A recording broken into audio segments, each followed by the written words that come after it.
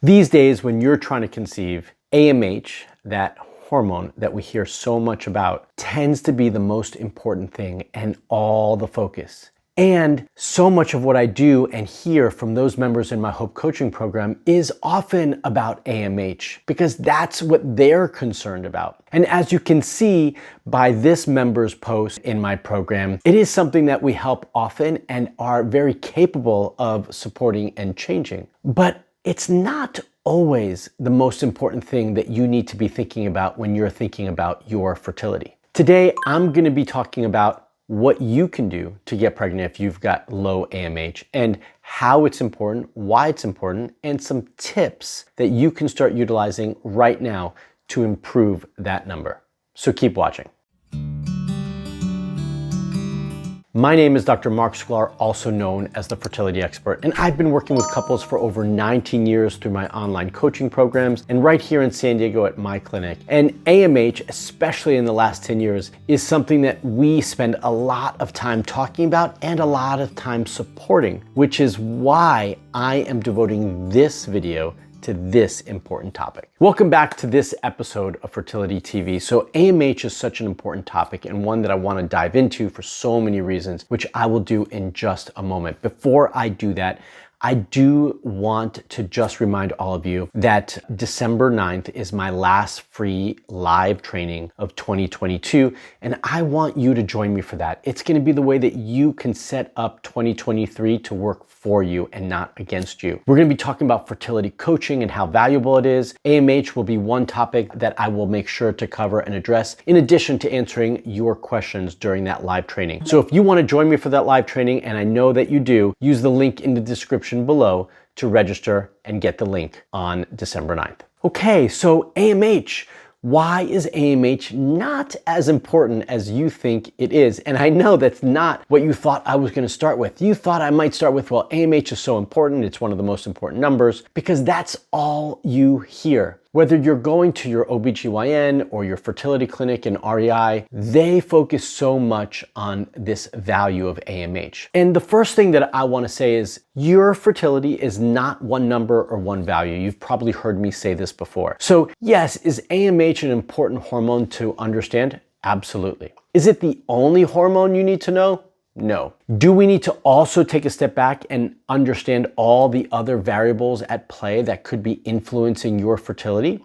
Absolutely. And so we need to understand that first and foremost. The second thing that I want to mention as we're talking about AMH is that AMH fluctuates. That's right, it does fluctuate. That might also come as a surprise to all of you because you're told that AMH is a marker that tells you how many eggs you have left, or what we refer to as ovarian reserve. And if that is the case, and based on all the knowledge you've all been taught and information you've been taught over your lifetime, then that number, AMH, should only go down over time because theoretically, you are born with all the eggs that you will ever have, and that number only decreases. Well, if that's the case, then AMH should never go up or should not fluctuate. But we see that fluctuate on a regular basis. And so that alone tells me it can't be the only number that we rely on and can't make or be the reason why we make all of our decisions. So that is also an important variable that we need to look at. Additionally, AMH is something that we've only recently started looking at in so much detail.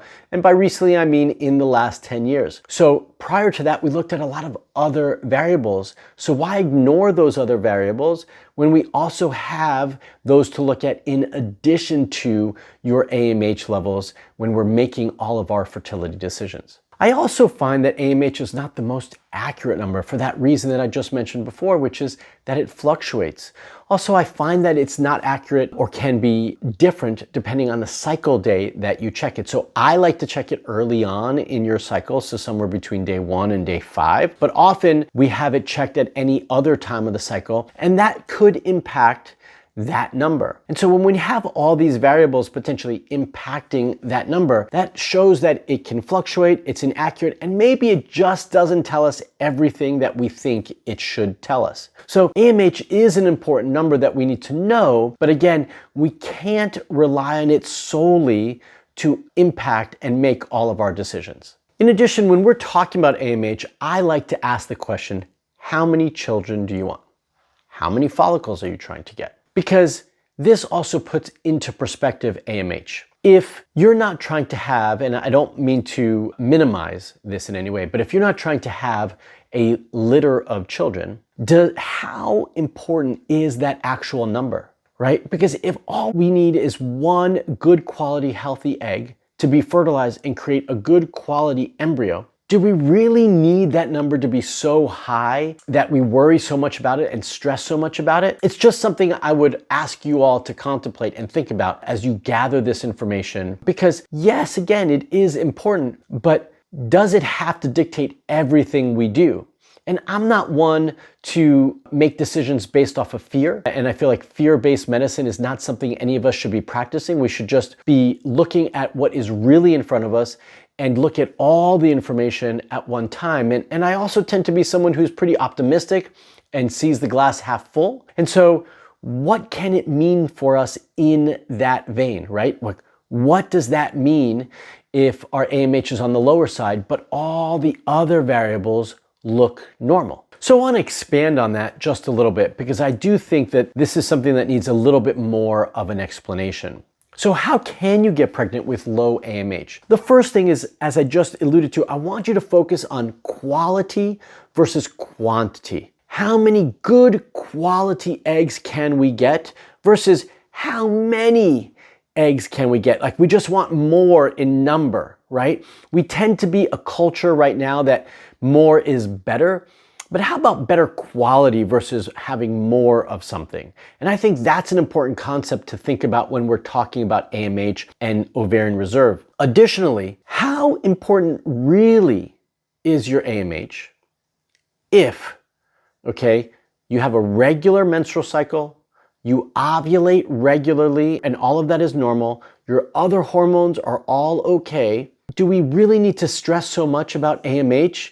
I mean, on a normal cycle, natural cycle, whether you had 20 antral follicles that were ready to be used or 4 antral follicles ready to be used, on a normal natural cycle, you're still only going to ovulate 1 egg, the mature and hopefully the most healthy and normal egg. So do we really care if we have 20 versus 4, if in the end it's really all about 1? That's exactly my point. And so let's focus on those things that we can control and think about everything in a more positive light. And let's think about that one good quality egg that you're going to release and hopefully fertilize, that's going to produce a beautiful embryo that's going to implant and help you get pregnant. So that's why I want you to focus on quality versus quantity in this situation. The time where we might have to think differently about this might be if we're going through in vitro fertilization. If you're going through IVF, then often we do want more eggs to work with,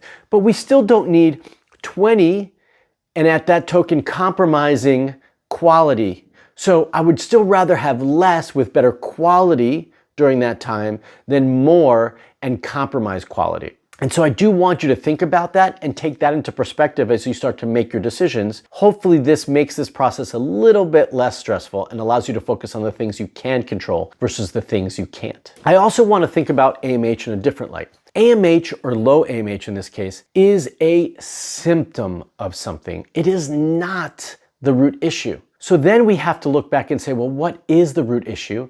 And what are we going to do about that? Instead of focusing here on low AMH, let's focus on all the other things that have made that happen and address and fix those things, right? These are things we can address. And by that I mean, and I think you've seen in some of the testimonials and posts that I've shared either here on this video or in other social media platforms, that if we focus on those main areas that really need our support, that AMH often takes care of itself. So addressing digestive issues, that I've seen many, many times improve ovarian reserve because it allows our body to get back to balance and focus on the things that it needs to, because the areas that were being compromised and needed support are no longer an issue. And there's so many other areas like that. So some of the tips that I want to share with you right now are what are some main areas you can focus on right now that will impact and improve your AMH levels, but might not be what you think they are. So it might not be just taking a pill or focusing on taking something to improve your ovarian reserve. So let's dive into those tips right now. Okay, so I'm gonna share 3 tips that can help you improve your AMH. Before I do that, if you want me to dedicate an entire video to AMH and improving AMH, then I want you to comment below and just write AMH. And that will tell me that this is something that's important for you and that you want me to create another video on this topic. But the first tip that I want to share is I want you all to take a step back, objectively reflect on your personal health, and pick the 2 main areas that need your attention and support, that need to be shifted, that need to be improved. It might not have anything to do with fertility, but you can objectively take a step back and recognize what areas in your life need more support. Maybe it's stress management, maybe it's relationship support, maybe it's nutrition. I don't know what it is for you. Okay, maybe it's addressing certain health issues that you've been ignoring or putting to the side because you've been focusing on your fertility. I don't know what it is for you, but I know that you do know what it is. And I want you to take a piece of paper down.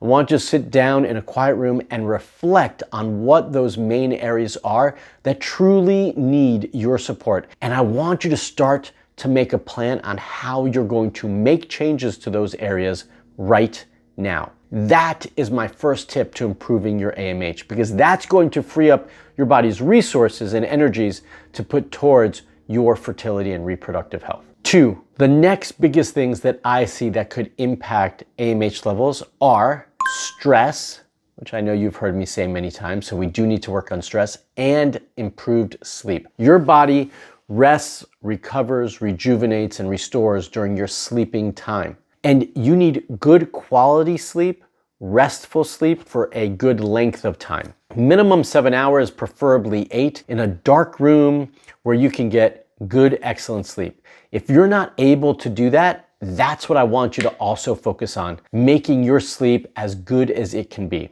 And then I want you to also look at what is causing you more stress in your life, and I want you to change that. Those are 2 key pieces that I think are invaluable when we need to improve our health, and in this case, our AMH levels. And then number 3, I want you to improve your digestive system. All of us can do better in this category, whether it's eating better or truly getting to the root issues that are impacting your digestion and fixing those. Whatever it is, I know that treating your digestive system can and should dramatically improve your fertility and your AMH results, and I want to see you do that. So those are my 3 main tips that I want to see all of you start to do now if you want to get pregnant in 2023 and, more importantly, improve your AMH levels. All right, now I want to hear from you.